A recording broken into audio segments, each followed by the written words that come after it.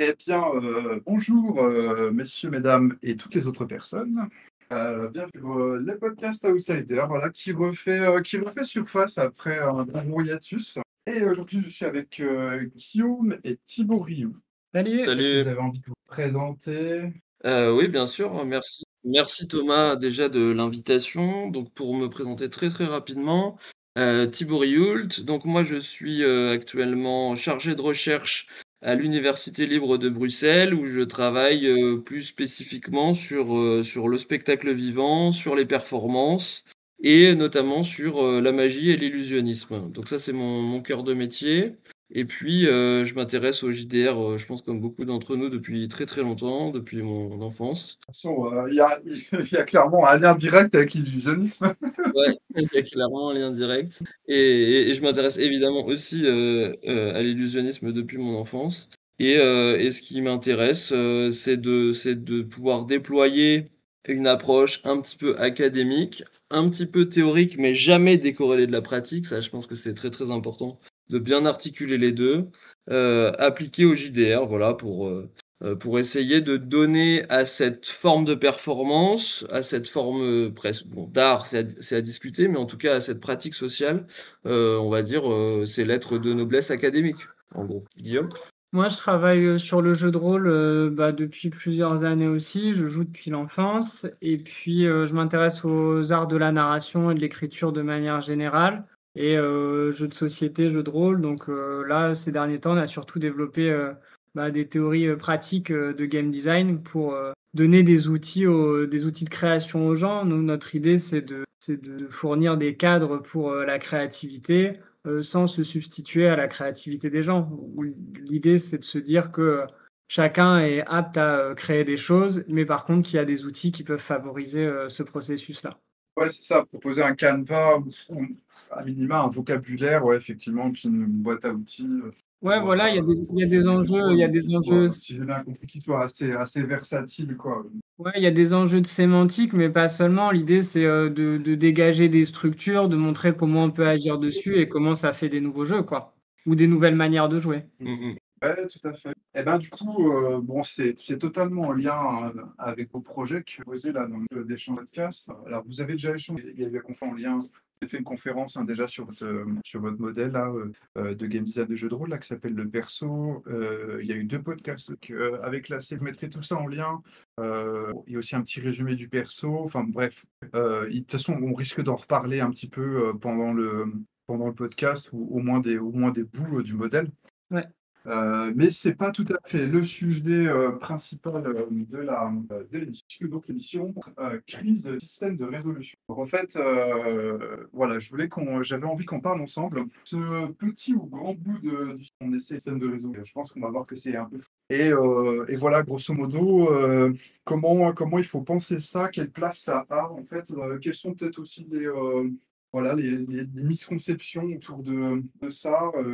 Quels sont les enjeux autour de la création d'un système de résolution et puis aussi il y aura, qu'est-ce qu'il y a autour, enfin, en quoi le système de résolution, c'est pas la totalité, c'est pas l'alpha et l'oméga de la création de jeu, c'est pas juste d'avoir un bon système de résolution, plein de choses autour et puis si, peut-être est-ce qu'un jeu peut système de voilà. Et je vais vous donner la parole tout de suite, puisqu'en gros, vous avez pas mal planché sur cette. Et donc, vous avez fait un plan. Donc, l'idée, c'est que je vous propose de le dérouler et je vais plutôt réagir, quoi, Ok. avec mon point de vue ou vous posez des questions, quoi. Mmh, parfait. Ok. Donc, nous, on est heureux en effet d'avoir cette discussion avec toi. L'idée, c'était de mettre un peu les mains dans le moteur, de défricher à la fois les idées forgiennes et puis avoir un débat qui soit théorique mais surtout pratique. Parce que on voit que pendant les dernières décennies de jeux de rôle, il y a beaucoup d'innovations en game design et notamment dans la scène francophone, en particulier dans le milieu du JDR indépendant. Et d'ailleurs, si vous voulez découvrir des jeux plus underground, vous aurez plusieurs sources comme la chaîne Suck My Dice, par exemple, qui a changé. Maintenant, c'est Marion de Rollist TV. Il y a aussi du jeu de rôle indépendant sur les voix d'Altaride et également à la cellule avec les podcasts One Shot, notamment. Ici, on va parler de système, donc plus précisément de système de résolution, mais comprendre ce que ça veut dire. montrer qu'il y a plusieurs modèles qui existent et qu'on peut aller un petit peu plus loin que les distinctions qui avaient été faites, notamment par la forge de drama, karma et fortune, qu'on va détailler là dans la discussion. Et le but de ce podcast, je pense que ça s'adresse plutôt aux game designers. L'idée, c'est de mettre à leur disposition des outils de création, des blocs qui vont être paramétrables pour construire des jeux. Et il ne s'agit pas de réinventer la structure du jeu de rôle, hein, mais c'est surtout de mettre en lumière des composantes essentielles et de montrer en quoi ça participe à la fabrication de jeux. Donc, ce que je te propose, c'est un peu d'aborder déjà les systèmes pour pouvoir resituer le système de résolution parmi les autres qui existent et qui sont à l'œuvre dans une partie de jeu de rôle, et puis après de l'aborder plus en particulier. Donc, on considère... le terme système, quoi. Déjà, qu'est-ce que ça veut dire système, quoi? Oui, tout à fait. Surtout que je pense qu'il y a des systèmes qui disent pas vraiment leur nom, au-delà du système de résolution. Nous, on définirait le système de résolution comme l'ensemble des moyens qui permettent de déterminer l'issue d'une situation incertaine dans la fiction. C'est-à-dire que c'est l'incertitude d'une action, c'est pas l'incertitude de la joueuse dans les choix qu'elle a à faire, où là le système de résolution interviendrait pas, mais c'est vraiment trancher en fait l'incertitude, et ça nous paraît important pour pouvoir rétablir le consensus, en fait, que les gens soient d'accord globalement sur ce qui se passe dans la fiction, qu'il n'y ait pas de divergence majeure pour qu'ils continuent à pouvoir la développer ensemble. Alors ça, c'est ce que vous appelez le système tout court, ou c'est le système de résolution que vous êtes en train de définir? Pour nous, c'est le système de résolution, c'est-à-dire que le système de résolution, comme son nom l'indique, il résout, et il résout de l'incertitude. Alors des fois, on peut dire incertitude ou conflit, mais globalement, ça va être une incertitude sur le déroulé d'une action, d'une situation. Je pense qu'on peut... Ouais, vas-y, dis-nous. J'ai un petit addendum à proposer là-dessus. Moi, j'ai l'impression, si tu veux, que système de résolution, c'est un terme qu'on entend en fait pas mal dans le jeu de rôle trad. Je ne sais pas d'où il vient. J'avais un peu regardé, la Forge n'utilise pas le terme système de résolution, il parle de technique de résolution. Ouais. Et en fait, si tu discutes avec des tradis, le système de résolution, oui, c'est vrai que c'est pour trancher l'incertitude d'une action.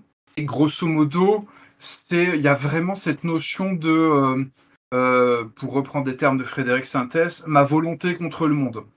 C'est-à-dire, le personnage veut faire quelque chose et le monde résiste, quoi. Alors après, le monde, ça peut être les autres personnages, hein, puisque bon, il peut y avoir des jets, des conflits PVP, quoi, hein, grosso modo. Mais ça veut dire que déjà, ça va exclure. Il y a un certain nombre d'incertitudes qui ne sont pas décidées par le système de résolution, en tout cas par ce qu'on appelle, on va dire, de façon consensuelle, système de résolution. Je vais prendre un exemple, c'est le conflit interne. C'est-à-dire que mon personnage hésite entre déserter et puis s'engager comme soldat ou déserter. Et bien en fait, dans beaucoup de jeux, ça, tu vas le décider au pur roleplay en fait. On va pas faire intervenir, hein, c'est très très rare qu'on te propose de jeter un dé contre toi-même pour des décisions du personnage. Je dirais que les exceptions, on peut avoir éventuellement des systèmes de santé mentale ou des systèmes de valeurs, c'est-à-dire ah bah tiens, tu veux faire quelque chose qui est contre tes valeurs, eh ben il faut que tu fasses un jet pour réussir à enfreindre tes valeurs, quoi, hein, par exemple. Dans certains jeux, ça existe quand même. Donc, dans certains jeux, il y a une forme de système de résolution pour les conflits internes, mais c'est quand même plutôt rare. Déjà, c'est quelque chose que je voulais souligner. Et c'est pas non plus quelque chose qui sert à décider une incertitude concernant le contenu de la fiction.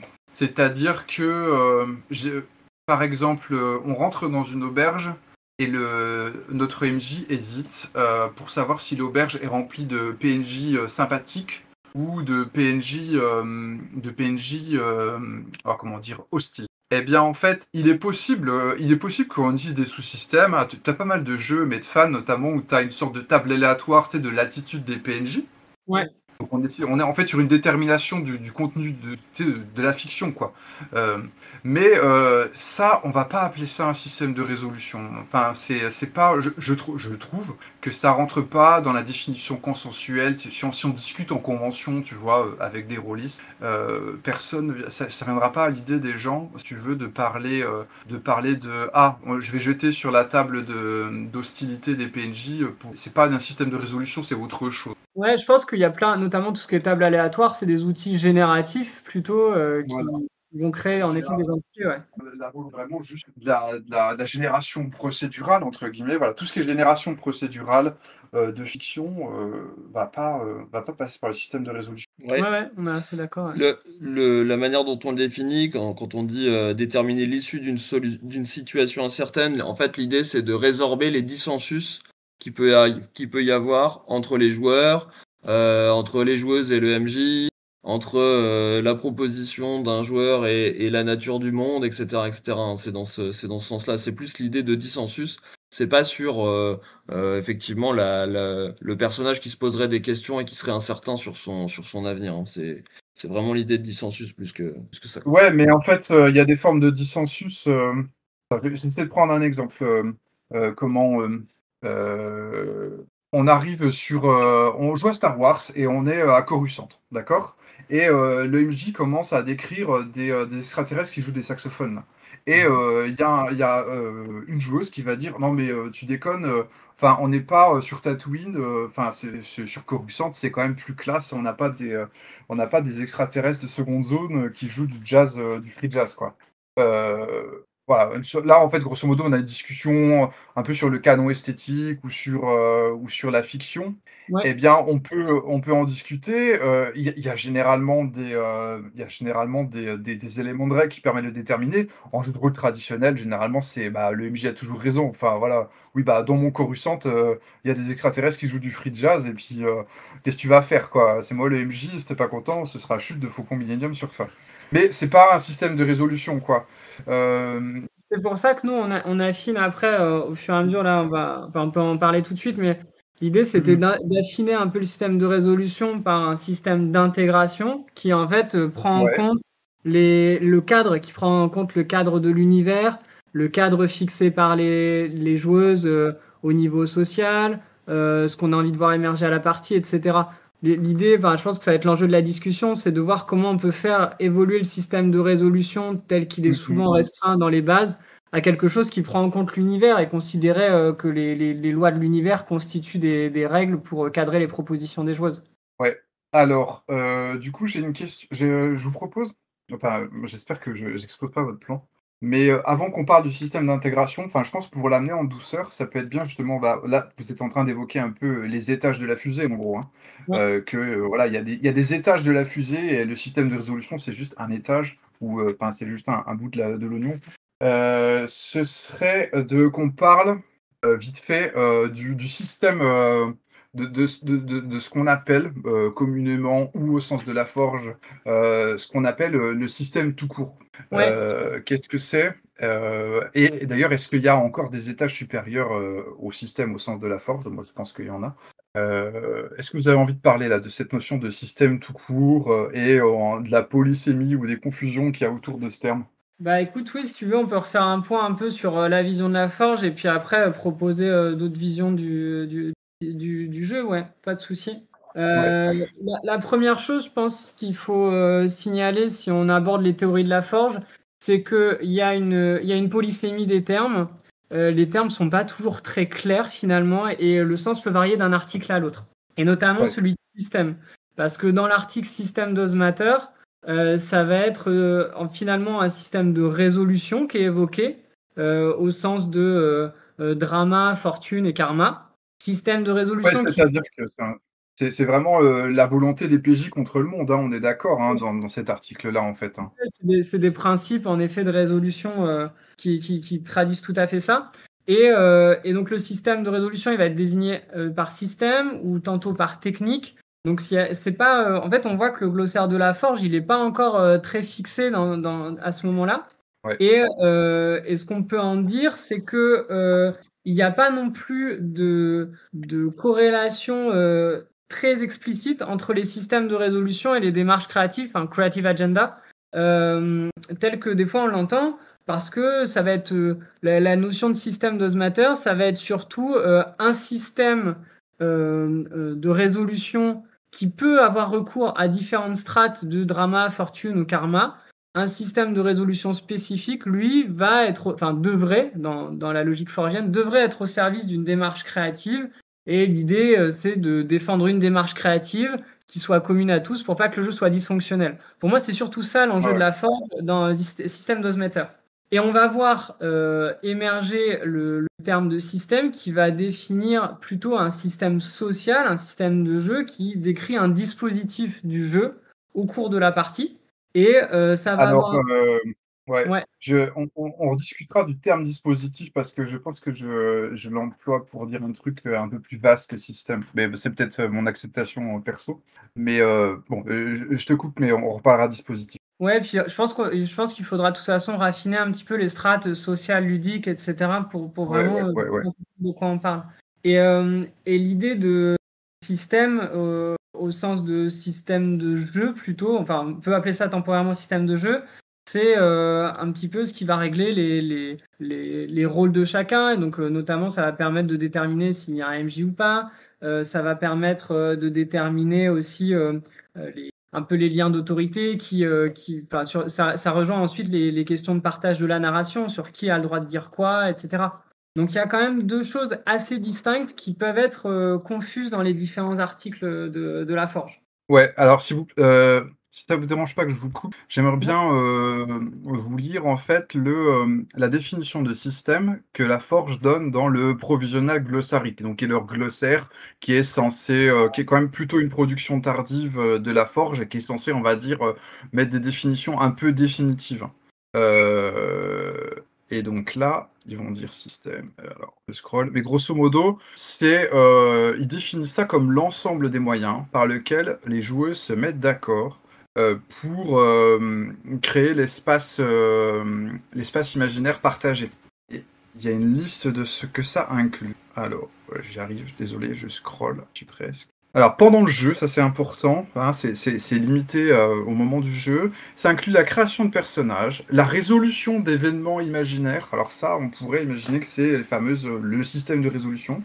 Les procédures de récompense, donc les PEX, et plus. Hein, donc voilà. Et grosso modo, ça permet ça permet un peu d'éditer en fait le contenu, l'espace, ce qu'ils appellent l'espace imaginaire partagé, quoi. Nous, on est assez d'accord sur cette vision-là. C'est simplement que on pense qu'ajouter de la granularité plutôt qu'avoir un système un peu fourre-tout qui fasse l'ensemble de ce qui se passe dans une partie. Je pense qu'il y a un vrai enjeu à essayer de distinguer soit des sous-systèmes si on considère qu'il y a un système global, soit des systèmes distincts, peu importe.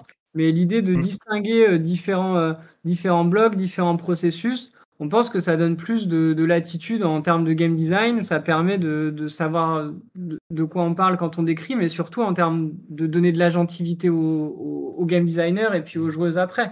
Donc, Ouais. donc l'idée, on n'est pas Alors contre. là, vous êtes en train de parler de système de résolution unifié versus sous-système, quoi, entre guillemets, quoi. Bah, en fait, ce qui est assez marquant, c'est que dans la définition même qu'il donne du système, il note bien que ça agit sur des choses quand même très différentes et qui vont pas forcément se passer au même moment de la partie. Typiquement, les gains d'XP, etc. Bien sûr, ça dépend des jeux. Il y en a où c'est des acquisitions en cours de partie, mais il y a beaucoup de jeux où c'est un peu séparé après le scénario, etc. et plus en méta-jeu. Ouais. Donc, en fait, leur notion de système, moi je pense qu'elle est assez juste dans le sens où ils mettent bien en évidence qu'il y a plein de choses qui sont réglées et qui font partie d'un système, mais que ça décrit quand même des strates assez distinctes et que le fait de bien les identifier, ça permet de recombiner différemment et de faire des jeux différents, de faire plus de créativité, quoi. Alors juste, désolé, c'est vraiment la phase pinaillage, mais il y a vraiment entre guillemets, un impensé, par contre, de leur définition de système. C'est que, je rappelle, c'est mis les moyens par lesquels on établit les événements imaginaires durant le jeu. Et donc, ça veut dire que ça élimine déjà que, entre guillemets, il y a pas, ça ne parle pas en fait de. Tu vois, tu parles de social, mais ça parle pas de régulation. autre que, tu vois, si tu prends le truc si tu prends dans Dream Ask You, où c'est mis accueillez voilà, les joueuses dans des chaises, des fauteuils confortables, par exemple, eh ben, ça fait pas partie du système au sens forgé, hein, cette petite mention, puisque ça ne concerne pas du tout la fiction, en fait. Et bon, on peut imaginer tout un tas d'autres arbitrages entre joueuses qui ne concernent pas du tout la fiction et qui ne vont pas être intégrés dans le système au sens forgé stricto sensu.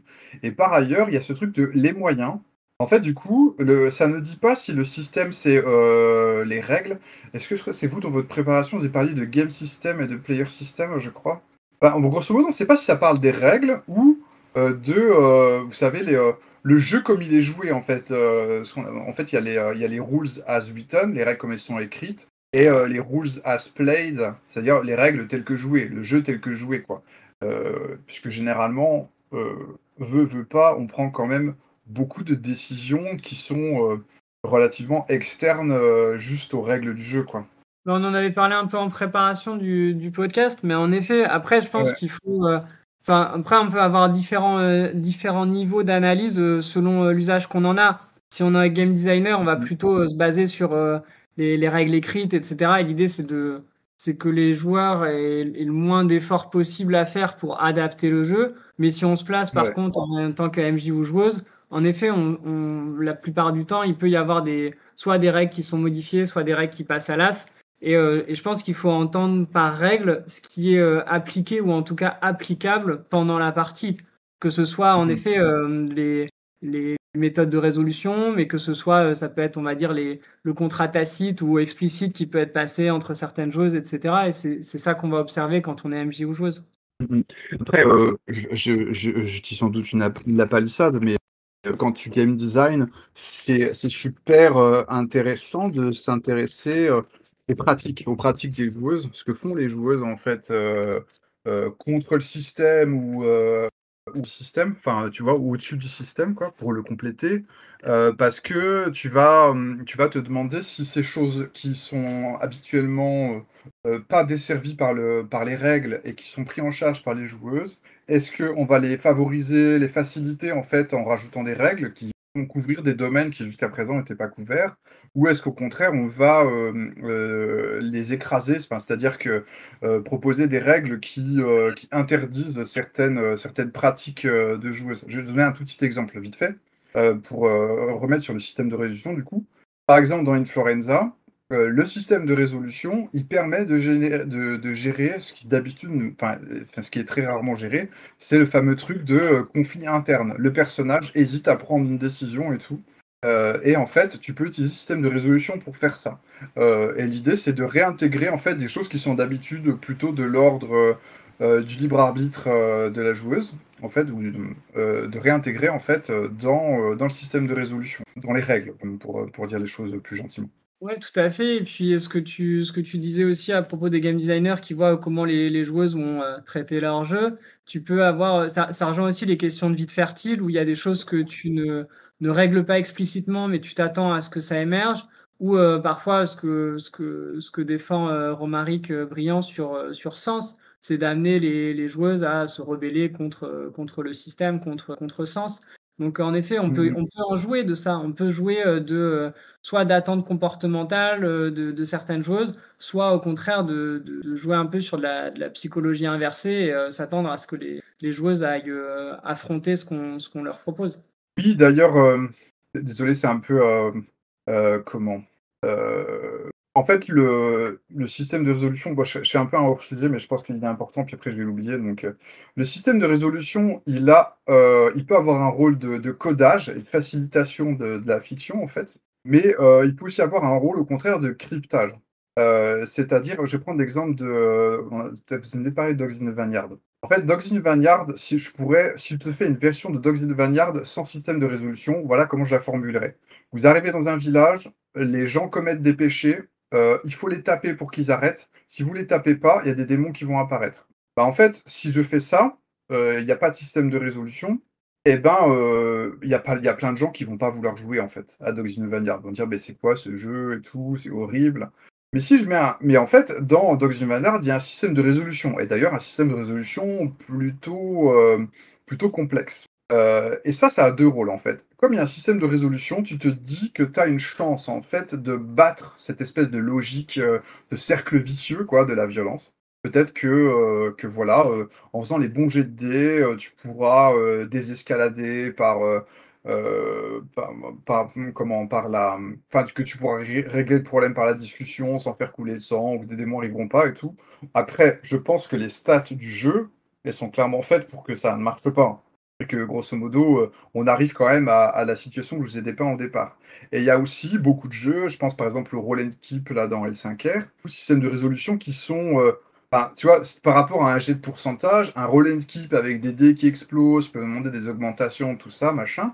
Alors c'est un rôle certes tactique, mais c'est aussi un rôle de ça crée un effet un peu de, comment dire, de brouillard de guerre, d'incertitude vraiment palpable sur le résultat du dé, quoi. Difficile de prévoir le résultat que tu vas faire sur un roll and keep que sur un dessin, en fait. Oui, et puis Et ça peut avoir des vertus justement d'immersion parce que peut-être que grâce à ça, les joueuses vont jouer plutôt au niveau de leur perso que on va dire en surplomb, en cherchant à optimiser les probas. Donc ça, en effet, ça peut avoir une vertu dans ce sens-là. ouais, ouais, voilà, ouais. Donc voilà, c'est pour ça que je voulais insister sur ce double sens codage cryptage et je voulais remonter un tout dernier point sur les niveaux comment? Les niveaux de la fusée là. Donc on a vu qu'il y a le système au sens de la forge, c'est pas très, très clair si c'est juste les règles ou si c'est, les règles plus la façon dont les joueuses se mettent d'accord. Et il y a, alors, si on voulait trancher, le mieux c'est de parler en fait de game system pour pas juste parler des règles, ou la base de jeu de rôle tout simplement. Et on pourrait parler je crois, c'est pas abusé de parler de player system ou de tout simplement de rules as played pour parler de la façon dont les joueuses jouent, quoi. Avec Oui. des erreurs sur les règles, des réappropriations, et puis de toute façon, beaucoup de choses qui sont pas du tout couvertes par les règles, qu'il faut traiter autrement, en fait. Bah, c'est ce que mettait beaucoup en avant Christophe Guillaume Buclé dans ses conférences, justement à propos du système forgien, où il disait c'est la partie telle qu'elle est jouée ici et maintenant. Il insistait beaucoup là-dessus, et je pense Ouais, que c'est ouais, du coup, il exactement parlait ça. plutôt de player system, quoi, ouais. Oui, je Ouais. pense. Et en fait, pour moi, l'étage supérieur de la fusée, c'est le dispositif. Alors dispositif, j'ai employé le terme tel qu'il est défini par Virgile, pas l'auteur, antique, hein. Où en fait, il définit le dispositif grosso modo comme les conditions d'existence de la partie et du coup ça va notamment recouvrir les conditions, matérielles qui peut être on joue dans une cave, on joue en ligne, machin est arrivé en retard, on mange telle chose avant, pendant, enfin, les gens sont amis, sont pas amis, enfin se connaissent pas. Et grosso modo, presque, voilà, l'environnement, le microcosme, l'environnement un petit peu, voilà, l'Umwelt des joueurs, quoi, qui va recouvrir beaucoup de conditions matérielles.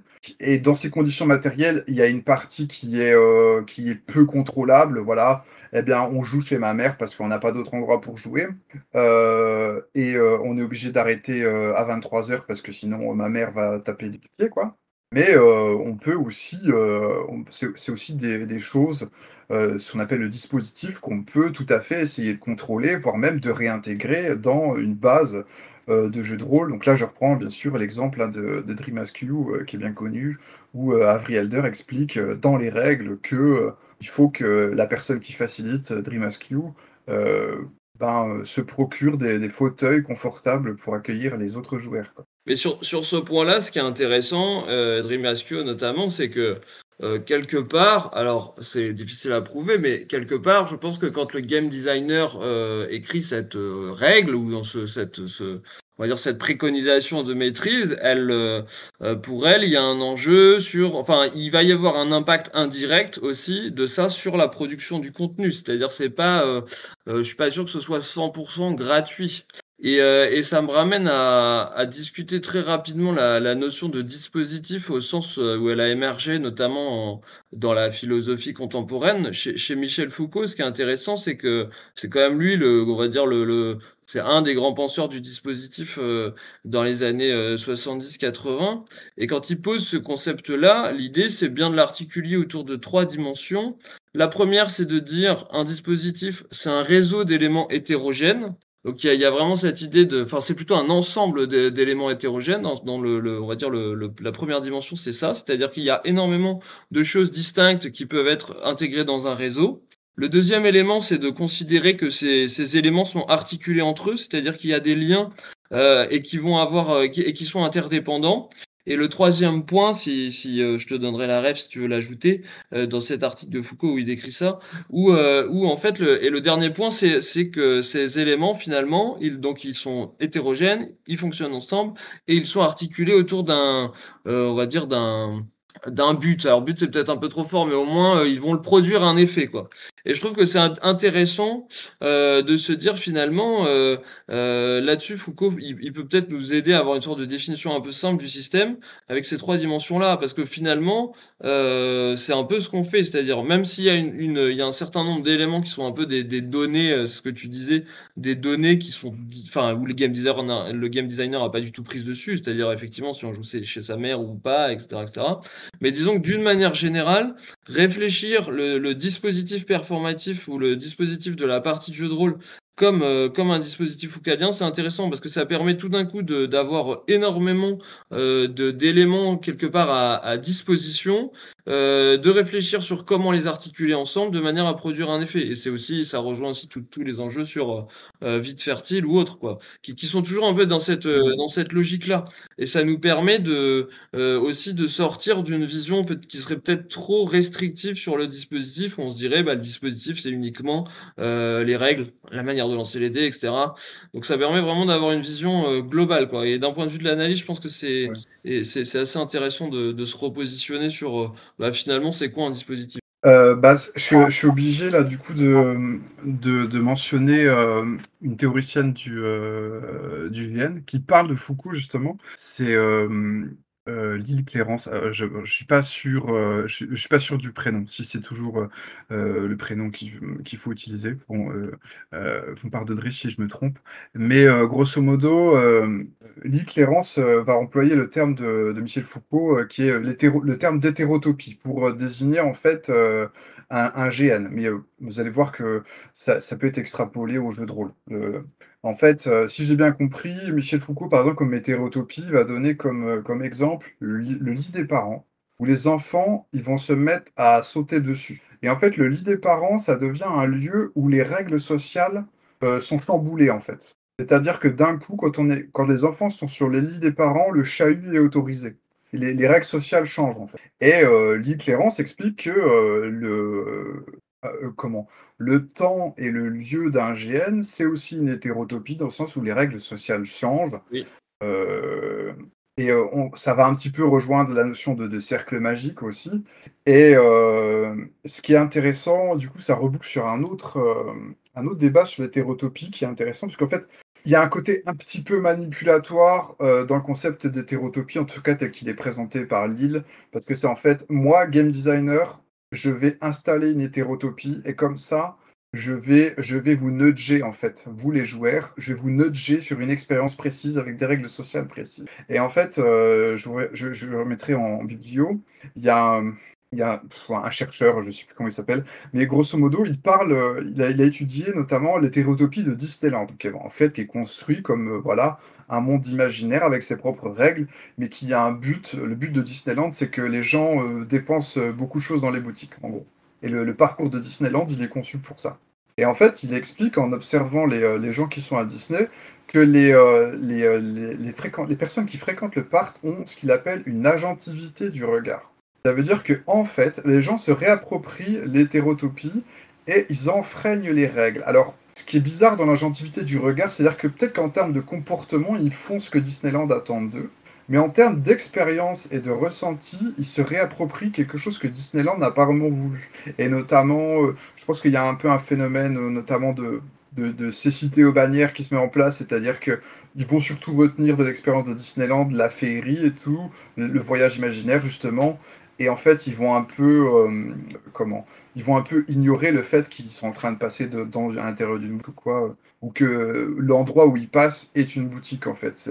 Ils font abstraction de ça, ils choisissent de ne pas regarder ça en fait. Et cette agentivité du regard, c'est quelque chose aussi qu'on a en jeu de rôle et même dans les systèmes les plus dirigistes.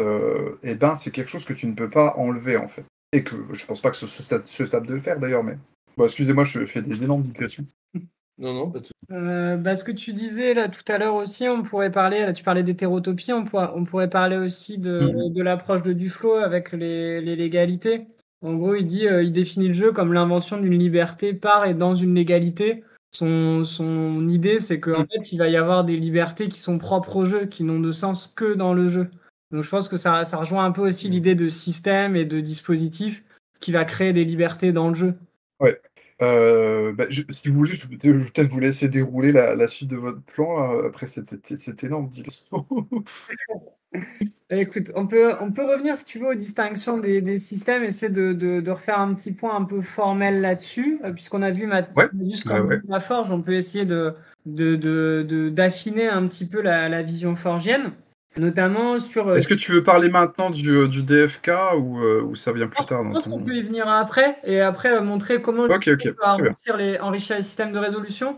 Mais là, l'idée, ce serait, puisqu'on a un peu fait éclater le cadre là, avec ce qui pouvait rentrer dans le système chez les Forgiens, le système de résolution tel qu'il est entendu de manière un peu habituelle dans le jeu de rôle classique, ça peut valoir le coup un peu d'affiner la grille de lecture.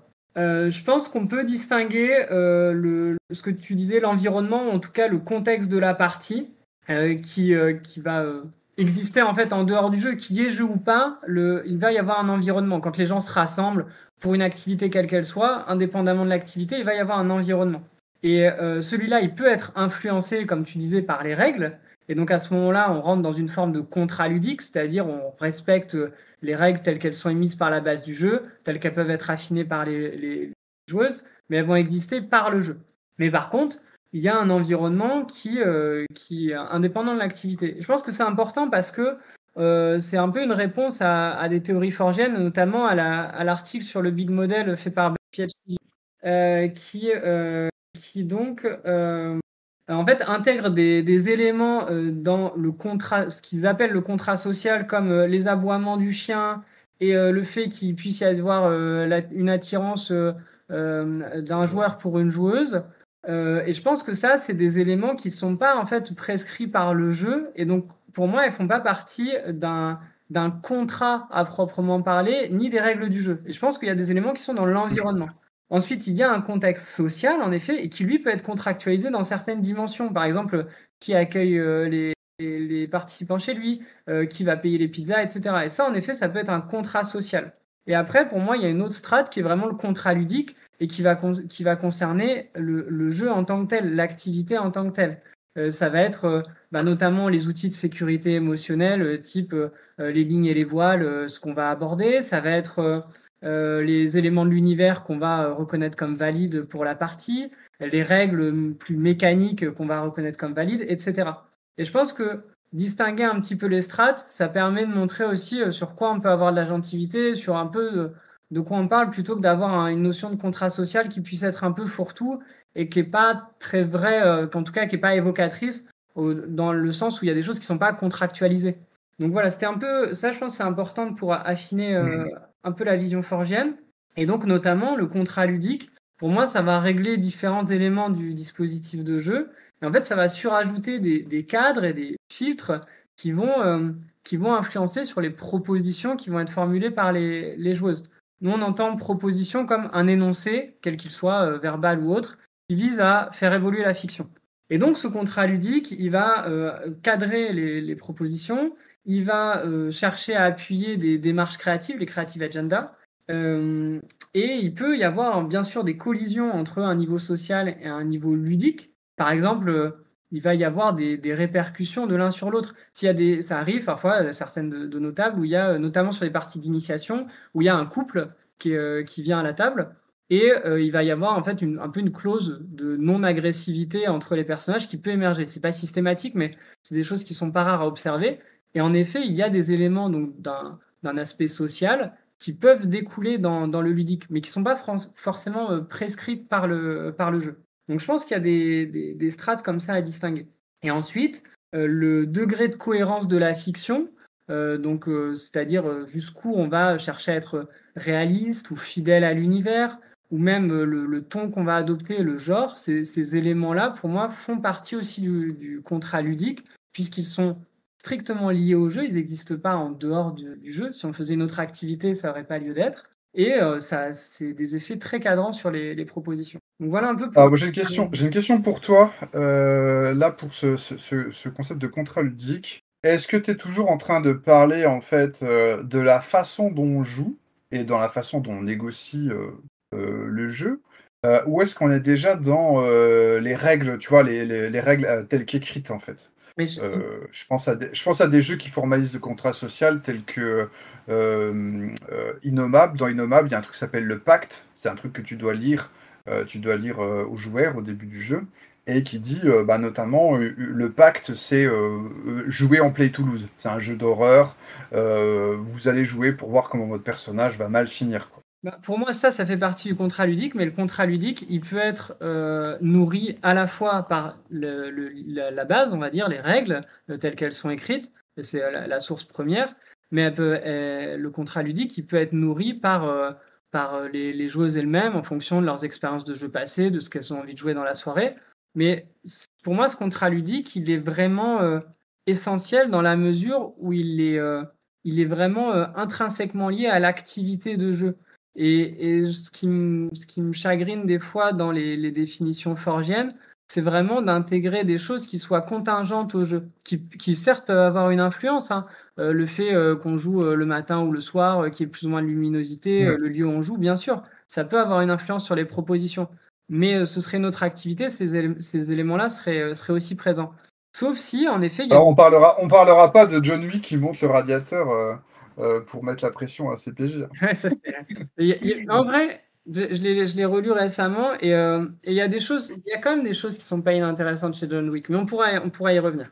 Mais en effet, si par exemple une base de jeu est dit il faudra jouer au jeu dans un cimetière, par exemple, pour créer un ton, et ben en effet ça va être directement intégré dans le contrat ludique. Donc je pense que Voilà. il faut que ce soit lié à l'activité. Si ça émane de la base de jeu, pour moi, c'est directement dans le contrat ludique.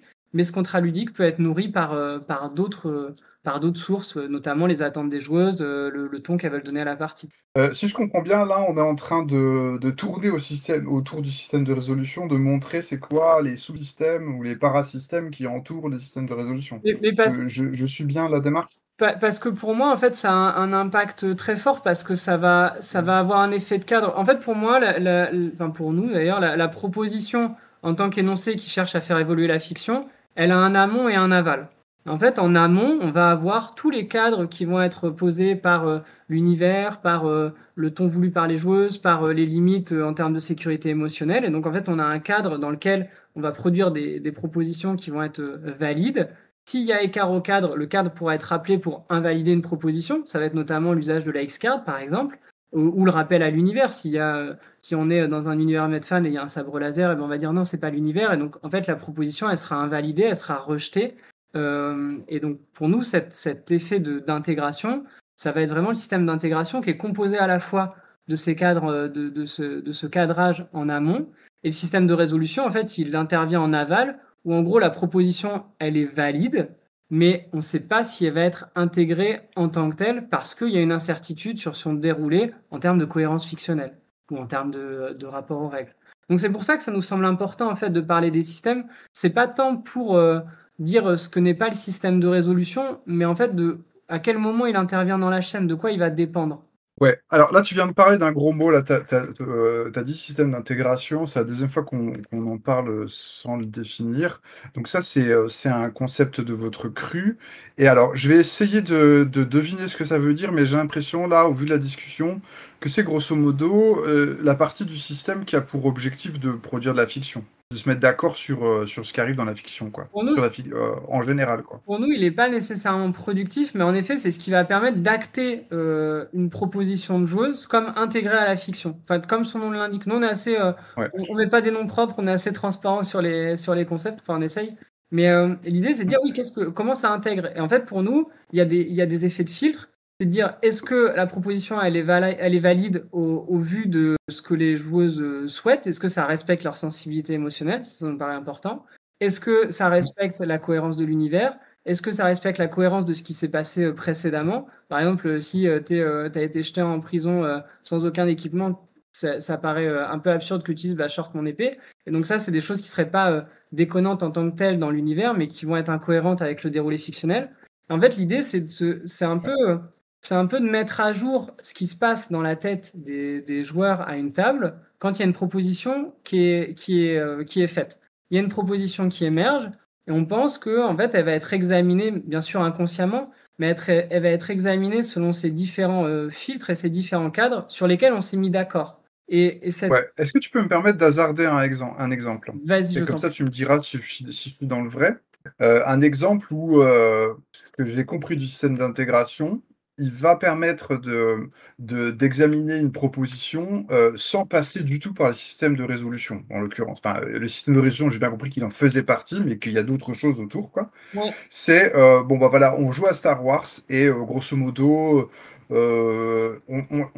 soit on l'a dit, ou soit c'est voilà, c'est tacite, tout le monde s'en doute, on torture pas les Ewoks. Voilà, on dirait ça, c'est un peu un contrat ludique, si j'ai bien compris. ouais, On torture pas les Ewoks. Et en fait, on joue, on rencontre des Ewoks, et là, il y a quelqu'un qui dit bon, bah, je torture l'Ewok. En fait, tout le monde rigole et on passe à autre chose parce que on sait très bien que c'est hors contrat ludique. Donc, en fait, on a fait la proposition, mais personne à aucun moment ne prend cette proposition au sérieux ouais. parce que, en fait, tout le monde sait que c'est hors contrat, quoi. Ouais, on pense qu'il y a un peu un ordre en fait d'examen parce qu'il n'y a pas besoin de soumettre l'Ewok à un jet de résistance en fait comme le voudrait on va dire un aspect très mécanique des règles parce que en fait la Mmh. proposition elle est déjà invalidée avant. En fait, on pense qu'il y a Mmh. plusieurs Ouais, tout à fait, ouais. filtres à passer quoi. Ouais, c'est presque le système de résolution, c'est peut-être presque, j'imagine qu'il y a il y a des contre-exemples, de toute façon, puisqu'on parlera peut-être à un moment de jeux qui n'ont pas de système de résolution, mais il y a pas mal de fois où le système de résolution, c'est vraiment le truc en bout de chaîne. Mais Je vais donner un exemple, il y a pas mal de jeux, sinon tous, qui disent en fait, ou en tout cas, enfin, qu'on peut facilement comprendre, bah, en fait, si c'est évident ou si c'est intéressant que le personnage réussisse son action, on jette pas les dés, en fait. On va pas utiliser le système de résolution, quoi. Hem, mais en fait voilà, parce qu'il y a je vais à la bibliothèque d'Arkham pour demander le journal, du matin.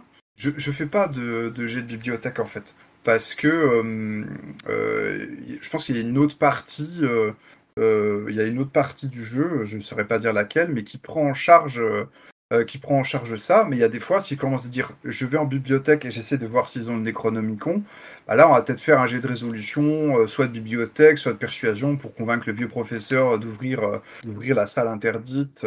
Et c'est un peu voilà, le truc, j'ai l'impression qu'il vient en bout de chaîne quand les autres possibilités ont été épuisées, quoi. et c'est d'ailleurs pour nous une nécessité des bases de jeu de dire quand il faut jeter les dés. Parce que tu vois, par exemple, on avait playtesté il y a quelque temps Heartrunner de Valentin T. Et la préconisation pour jeter les dés, elle est très claire. C'est si l'action, elle est à la fois incertaine et dangereuse. Et donc, en fait, il te donne deux critères pour savoir si tu as recours ou pas au système. Sinon, en fait, l'action, elle est validée d'emblée. Et donc, tu peux avoir en fait Ouais. des méta-règles qui te permettent déjà de dire si tu enclenches ou pas une mécanique de résolution. Il y a un truc qui m'intéresse à ce sujet-là, c'est tangent à ce que vous dites. C'est aussi la fréquence d'emploi du système de résolution. Il y a très peu de. C'est très très rare. Enfin, j'ai peu d'exemples de jeux en tête où on va t'expliquer bah, combien de fois il faut lancer les dés dans la partie, en fait, par exemple. Ce qui pose d'ailleurs des problèmes, notamment parce que du coup, pour gérer une attrition, tu vois, tu sais pas combien de fois il faut jeter les dés pour que l'attrition commence à se faire sentir, par exemple. Oui, et par contre, on peut trouver à l'effet inverse des mécanismes de régulation pour éviter des excès de lancer. Il y a par exemple un exemple qui est vraiment noir sur blanc dans Burning Wheel où ils te disent en fait le but, c'est pas de multiplier les jets de dés à l'infini, en fait, pour progresser dans une situation. Et donc, tu trouves des fois quand même certains jeux où il y a un peu un conseil de prudence, mais qui est pas toujours formalisé très clairement, mais tu peux quand même trouver des gens qui se préoccupent de ça, en tout cas. Alors, il y a un hack de Burning Wheel qui fait ça à l'extrême, c'est Légendes de la Garde. Enfin, en tout cas, les scénarios des Légendes de la Garde, parce que j'ai pas l'impression que ce soit extrêmement. En fait, les Légendes de la Garde n'expliquent pas trop comment faire un scénario, c'est bizarre. Donc, c'est clairement un jeu où, en fait, si tu joues les règles telles qu'écrites, une fois que tu as joué les scénarios officiels, c'est fini. Tu peux plus jouer. Parce qu'ils t'expliquent pas comment faire des scénarios, c'est presque comme si c'était un peu interdit. Bon, bref, je m'égare. Mais en fait, un scénario, en tout cas les scénarios du livre de base des Légendes de la Garde, eh bien, c'est vraiment précisé quels sont les jets de compétences qu'il faut faire, quand il faut les faire, et en fait, tu n'en fais ni plus ni moins que les jets qui sont demandés, en fait. C'est extrêmement précis, en fait, quand est-ce qu'on jette les dés, pourquoi, et il y a, c'est quasiment, c'est très très difficile de justifier un lancer de dés en dehors de ceux qui sont préconisés par le scénario. À l'inverse, tu vas trouver des jeux comme Abstract Dungeon où tu as un pool de dés et quand tu l'as épuisé, c'est fini en fait. Ok. Ouais, donc ça me permet de parler d'une notion, une notion de la forge un petit peu oubliée que j'aime bien, qui s'appelle la notion de point de contact, qu'on va trouver donc dans le glossaire provisoire. Et ils définissent les points de contact par le nombre de fois où on doit solliciter les règles par unité de fiction produite. Et grosso modo, un système voilà, forgien, tu vois, ce qui s'appelle un système pervis, c'est-à-dire un système plutôt vertueux au sens forgien du terme, il doit avoir un nombre de points de contact élevé. C'est-à-dire que il faut qu'on sollicite quand même assez souvent les règles pour produire de la fiction. Alors, bien sûr, ça ne veut pas dire qu'il faut faire une usine à gaz, hein. Ça veut juste dire que si on veut avoir une fiction ou une expérience de jeu qui soit conforme à on va dire, aux propos de l'auteur, tu vois, il faut que le jeu en fait, ait des règles assez incontournables qu'on est obligé d'utiliser en fait souvent.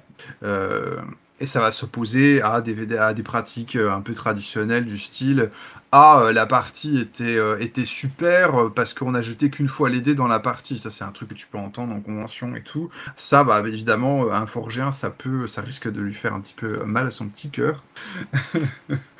Voilà, cette notion de point de contact, elle est, je pense, assez rarement abordée dans les jeux. Et ça peut être une notion intéressante à considérer, de savoir est-ce qu'on veut de nombreux points de contact ou au contraire plutôt un contact très faible entre les joueurs et les règles quand il s'agit en tout cas d'établir de la fiction. Écoute, j'ai pas d'avis particulier sur le sujet parce que je pense qu'on peut.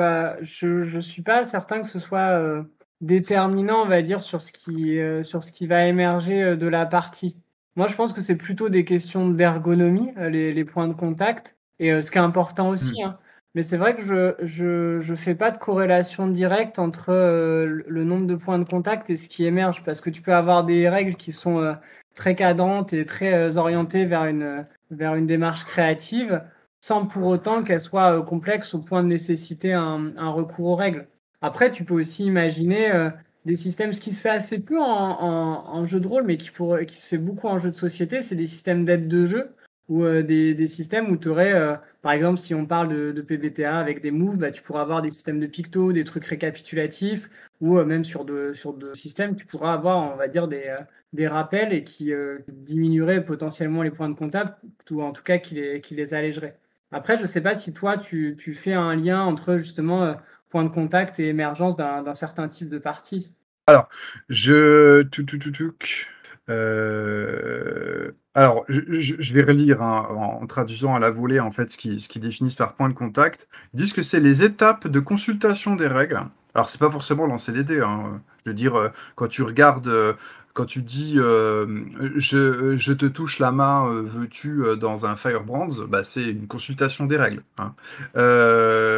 Que ce soit les règles dans le texte ou internement, alors je sais pas pourquoi ils disent ça, mais bon, par unité donc de contenu imaginaire établi.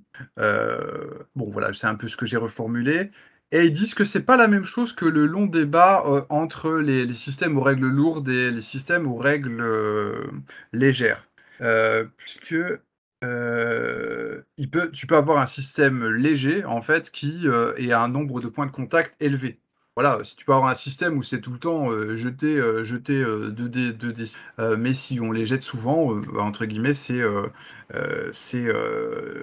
un système à grand point de contact. Et alors, je vais vite regarder sur Pervy, et c'est là où je crois que j'ai vu que eux, ils aiment bien qu'il y ait beaucoup de points de contact. Voilà, donc un gameplay Pervy, c'est un gameplay dans lequel les fameuses démarches créatives, elles reposent sur des techniques et des éphémères très spécifiques, qui sont souvent appliquées plusieurs fois par événement imaginaire pendant le jeu. C'est-à-dire que grosso modo, quand on fait une scène, il faut qu'on utilise plusieurs fois les règles. Voilà, donc il parle que ça, ouais, grosso modo, il dit il faut un grand nombre un grand nombre de points de contact. Après, honnêtement, je pense que vous avez raison de dire qu'on peut en débattre, que cette position de dire pour que le propos du jeu soit lourdement soutenu, il faut qu'on consulte souvent les règles. Ça a probablement mal vieilli, en fait, hein, comme idée. Mais notamment, je trouve ça curieux dans la vision forgienne où finalement l'univers et ce qui permet de produire la fiction va être souvent inclus dans ce qu'ils appellent les règles. Tu es toujours en point de contact avec le cadre, tu es toujours en point de contact avec l'univers, avec le Ouais, cadre. je vais prendre un exemple, peut-être, c'est Apocalypse World. Dans Apocalypse World, ce qu'on fait sans lancer les dés a très peu de valeur, en fait, en termes de c'est très difficile de produire de la fiction signifiante sans lancer les dés dans Apocalypse World. Et je crois qu'il le résume par bon, je sens qu'il y a tous les fans d'Apocalypse World qui vont me tomber dessus, dire que je dis n'importe quoi, mais je crois qu'il le résume par quand on le dit, on le fait, quand on le fait, on lance les dés, quoi. Ouais. Et en tout cas, en tant que joueur d'Apocalypse World, c'est aussi quand même outre PBTA, c'est aussi une impression que j'ai eue, c'est-à-dire que tant qu'on lançait pas les dés, il se passait pas grand-chose de signifiant, l'histoire de notre personnage avançait pas des masses, tant qu'on arrive, voilà, tant qu'il y avait pas une situation qui impliquait de lancer les dés, quoi. Mmh. Alors, à nouveau, consultation des règles, ça peut être autre chose. Ça peut être les principes, enfin, des principes de comportement dans un livret. C'est aussi de la consultation de règles, hein, c'est pas forcément lancer les dés, hein. C'est-à-dire que il faut, ouais, du coup, là, on parle les fameux espaces de liberté. Tu as des espaces de liberté en dehors des règles, enfin, ou à l'intérieur, quoi. Mais il en faut pas, enfin, je dirais pas qu'il n'y a pas de liberté, en fait, dans un jeu forgé. Mais c'est, comment dire, c'est une liberté très cadrée, c'est-à-dire que grosso modo, tu as des éventails de comportements, de choix qui sont proposés, qui sont signifiants, parce qu'ils sont régulés. Et ce qui n'est pas régulé, c'est plus ou moins du RPDNet, en fait. C'est une vision. Je sais pas si elle sera partagée par tous les joueurs de PBTA, mais Bah, tu peux faire, dans un PBTA, en vrai, tu peux faire 3 heures de RPDNet sans lancer les dés. Mais en fait, on va considérer que tu n'as pas vraiment produit une scène, quoi. Tu n'as pas édité la fiction de façon massive, quoi. Parce que vous allez surtout discuter sans faire progresser, sans remettre en cause le statu quo, en fait. Cette notion de statu quo qui est assez importante dans Apocalypse World. Et voilà, si tu veux faire bouger le statu quo, il faut consulter les règles, quoi. ok. On peut aborder rapidement les outils de sécurité émotionnelle. Ça nous semble intéressant et je pense qu'ils font partie du système, ce qu'on appelle le système d'intégration, comme on le déployait tout à l'heure. On pense qu'il y a des choses qui se mettent en place en fait au niveau du setting de partie, qu'on pourrait plutôt inclure dans le système, le contrat ludique, quoi, c'est-à-dire les lignes et les voiles, notamment ce qu'on cadre en début de partie sur ce qu'on aborde ou pas et la manière dont on l'aborde. Et puis, Ouais, les phares aussi, ouais. et ce qu'on va trouver après, plutôt qui agit en cours de partie, ça va être la X-Card, qui permet de skipper une scène. Et puis, un outil qui est un peu moins connu mais qui est intéressant, c'est le Script Change RPG Toolbox, qui est, tu connais sûrement, toi, on pourra Oui, mettre oui. le lien.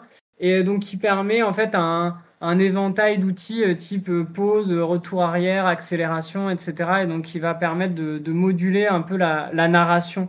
Bah, surtout que le script change, De mémoire, c'est pas, ça peut être utilisé comme un outil de sécurité émotionnelle, mais C'est c'est pas ça uniquement s'y ça, limite en fait. pas, ouais, ça s'y limite C'est pas, mais ça peut être utilisé pour ça. c'est un outil de gestion du rythme aussi, de gestion Oui, du temps de parole, le fameux truc de: «Allez, cette scène-là, on la met en avance rapide», par exemple. C'est pas forcément pour des raisons de sécurité émotionnelle. c'est vrai, ça peut être utilisé pour, mais ça s'y limite pas, ouais, je suis d'accord. Et il y a notamment des effets, de frame by frame où, tu peux vraiment, mettre l'accent sur une scène, donc c'est un outil qui est intéressant. Ouais, ouais. Il y a un outil qui ressemble un peu à ça s'appelle la carte son. La carte son, en fait, si tu appuies sur la carte son, c'est une carte où il est dessiné un haut-parleur, c'est pour signaler que la personne qui est en train de parler, bah, parle trop, en fait. Enfin, tu vois, ça fait, que là, «Arrête de parler, laisse-nous la parole». Alors on peut se dire: «Bah, ça, c'est juste un truc de régulation sociale», mais forcément, ça régule la fiction parce que généralement, la parole des joueurs, c'est une parole qui édite la fiction, quoi. Et donc, si je te dis, enfin, généralement, c'est à moi qu'on va le faire, hein, c'est moi qui parle toujours le plus dans les parties. Si vous me faites: «Allez Thomas, carte son», bah, du coup, je dois arrêter d'éditer la fiction pour vous laisser la parole. Donc ça a forcément un impact sur la fameuse fiction. Et il y a un autre outil qui était comme ça, mais j'ai oublié. Bon, bref. Et ouais, je suis d'accord avec ces outils-là qui sont hyper intéressants. Et puis on pense qu'il y a, et c'est là notamment on va discuter, sur, résolution ou pas. On pense qu'il y a un système de cohérence fonctionnelle. Juste, ça me revient, avant qu'on change de sujet. Tu as des signes gestuels et par exemple, il y a un signe gestuel, c'est si je tourne les doigts, ça veut dire, tu hors sujet, tu vois? On change de sujet, hein, grosso modo. Donc ça va éditer la fiction. Enfin, ça a d'autres, intérêts sociaux notamment, hein, parce que si tu es en train de faire une blague de Kaamelott, je peux aussi te faire un hors sujet, quoi. Je peux faire un signe hors sujet et tu peux faire aussi, il y a le signe, cabotinage ou gonzo, c'est-à-dire tu fais la nique avec ta main sur le nez. Et ça, c'est pour dire, bon bah là, Thibaut et Guillaume, là, votre éditage de la fiction, ça devient un peu du grand guignol, du n'importe quoi. Donc calmez-vous, quoi. Les crapauds géants qui jettent des lasers par les yeux, c'est pas possible, quoi. Et en effet, tu as plein de trucs aussi, qui peuvent être issus du théâtre d'impro, qui sont souvent utilisés en Ouais, arbitrage, qui peuvent être transposés, ouais, tout à fait. Si tu veux, on peut parler de nous, ce qu'on appelle la cohérence fictionnelle sur, bah, en fait, l'adéquation entre, les propositions des joueuses et les lois de l'univers, la logique, qui découle des actions. Et on pense, en fait, qu'elle ouais, ouais. opère à différents niveaux, qu'il y a des aspects de macro-fiction sur vraiment, les lois physiques, les règles sociales, et des aspects de micro-fiction qui vont plutôt, enfin, concerner la situation immédiate. Et on peut distinguer, l'univers qui va être vraiment la couche, supérieure, le cadre de la campagne, qui va être du temps plutôt long, du scénario qui va être le moyen terme, et les scènes de la partie qui vont être un temps court, jusqu'à vraiment arriver sur l'instantané. Enfin, c'est un peu l'idée d'éphéméra là, dans la sémantique forgienne. Et pour donner un exemple, on pourrait prendre l'univers de Warhammer où on dit, il y a des slans qui existent dans l'univers de Warhammer, mais dans l'Empire, on n'y trouve pas. Donc là, on restreint le cadre. Il y a des Skaven qui sont dans l'Empire, mais globalement, on n'a pas connaissance de transformation, en Skaven. Donc ça paraît a priori impossible, mais on pourrait imaginer une situation fictionnelle où il y a un sortilège particulier ou une maladie qui fait une mutation en Skaven.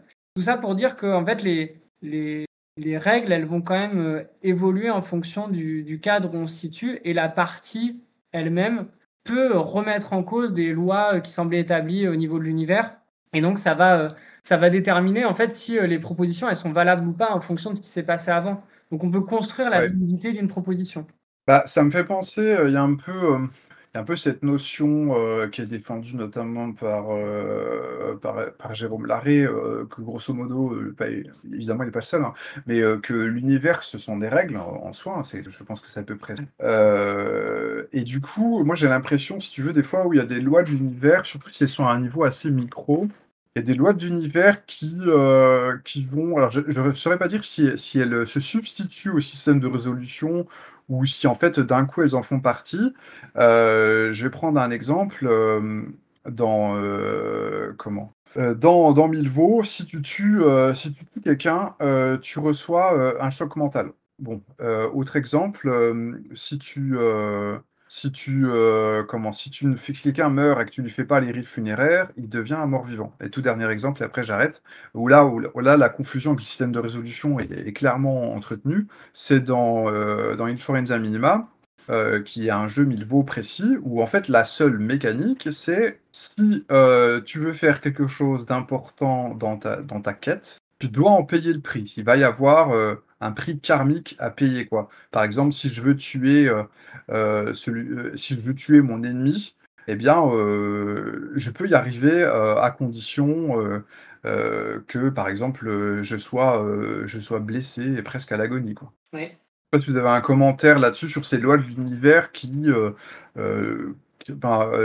arrivent à un stade suffisamment micro pour qu'on se demande si c'est pas, le système de résolution?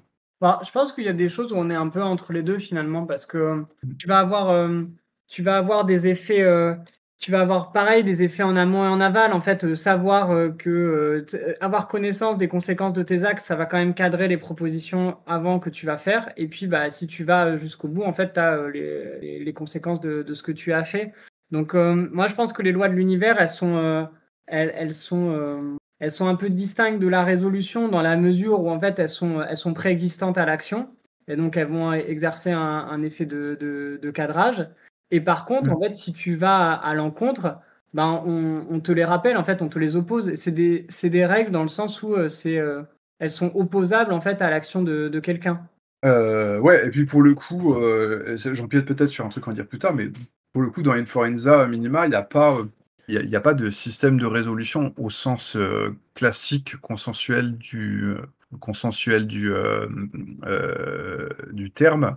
À aucun moment on va, lancer les dés pour jouer la volonté du personnage contre le monde. C'est vraiment uniquement cette loi karmique, cette loi du destin, cette loi de l'univers quoi, c'est une loi métaphysique de l'univers qui en tient lieu quoi. Bah, nous, on pense que c'est une forme de système de résolution, mais qui en effet va Ouais, ouais. au-delà du DFK, qui est considéré comme l'alpha et l'oméga de la résolution, quoi. On pense qu'il y a il y a eu Mmh. des innovations depuis Everway, quoi.